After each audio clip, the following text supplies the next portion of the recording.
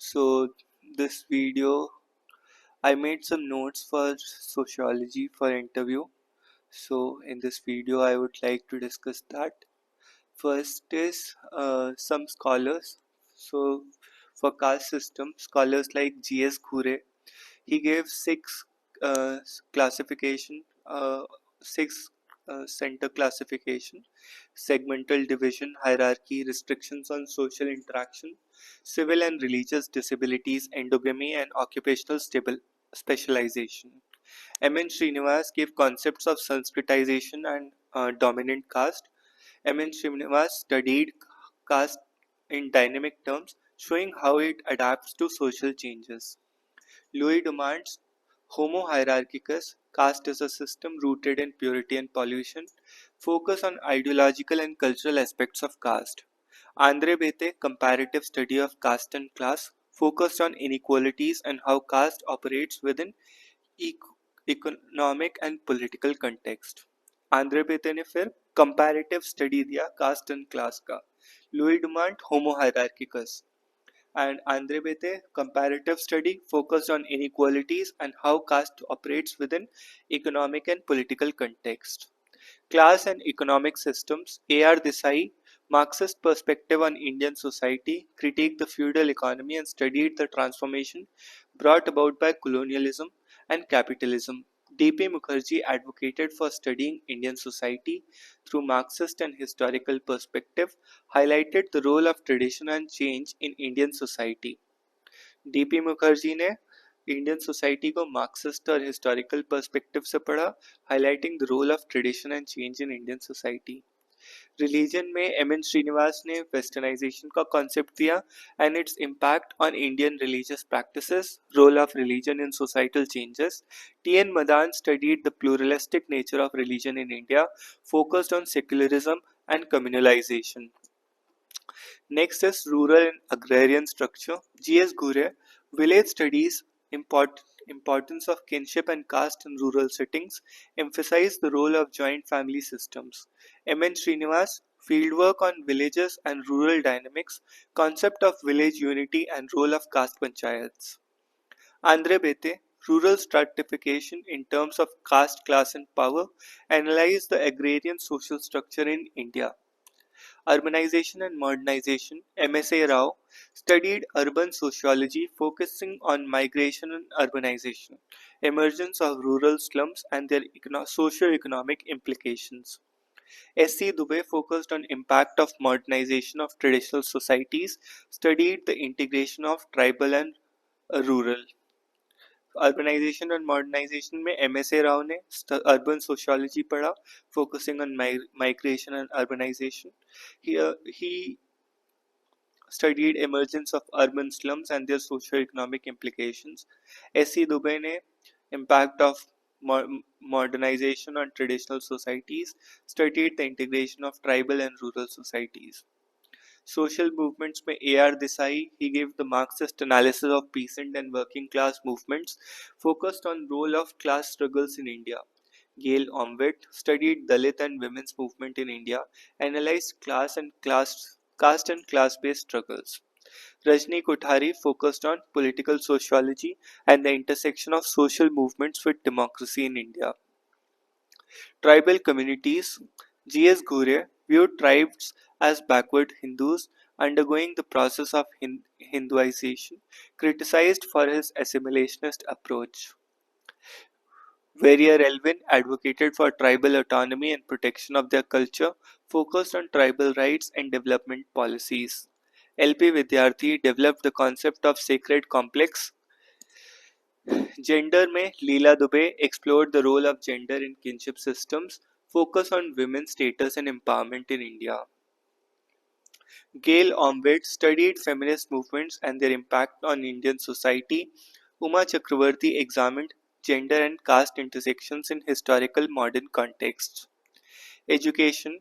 Krishnalal Sridharni focused on the role of education in nationalism and social mobility.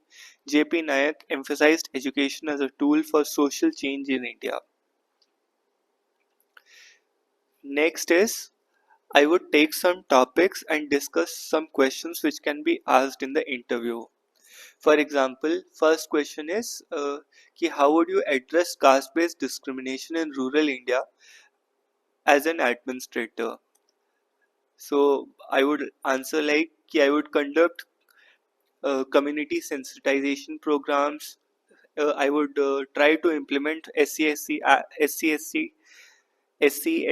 Act, strict implementation of SC/ST Act, empowering marginalized groups by promoting SHGs.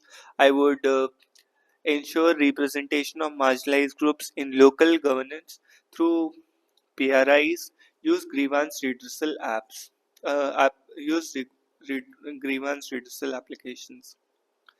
Next, is the reservation policy in India sufficient to address caste inequality? What changes would you recommend? So, challenges in the current policy is कि there is lack of economic empowerment among marginalized group and if insufficient representation in private sectors. So, marginalized groups still face discrimination outside institutional spaces. Reservation के फायदे ये हैं कि reservation has improved representation in education, jobs, and politics for marginalized groups. However, we can still broaden the scope to include private sector jobs and enhance educational quality at primary and secondary level for marginalized groups. What is your opinion on the emergence of neo-caste in urban areas? So, creation of new caste-like identities based on occupation and economic class and regional affiliations.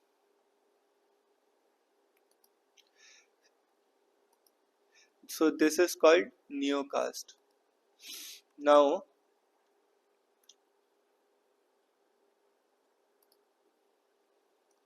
we can what the implications of neo-caste can be: weakening of traditional caste hierarchies, but formation of new forms of discrimination based on class and economic power. So, we need to focus on reducing disparities in access to education, housing, and healthcare, so that new forms of uh, discrimination and differentiation do not emerge due to neo caste in urban areas. Next is gender and women empowerment. So the question here is how would you address gender inequality in the workplace in your district? So first of all, policy enforcement, implementation of maternity benefits and equal pay provisions, conduct audits in organizations to enforce compliance, skill development, promote programs to upskill women, especially in male dominated fields like STEM, and safe workplaces, create anonymous reporting mechanisms, ensure ICC to function effectively under Committee Against Sexual Harassment. Second question is what are the sociological reasons behind higher female feticides?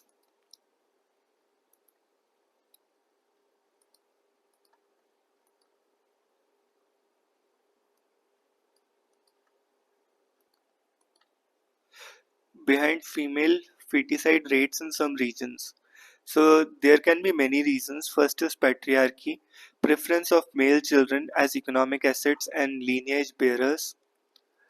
Next is dowry system, financial burden associated with raising a girl child. And next is easy access to sex determination methods. So solution should be strict enforcement of PCP and DT Act, Save the Girl Child. Next is how can the Beti Bachao Beti Padhao scheme be more effective? We need to focus on implementation.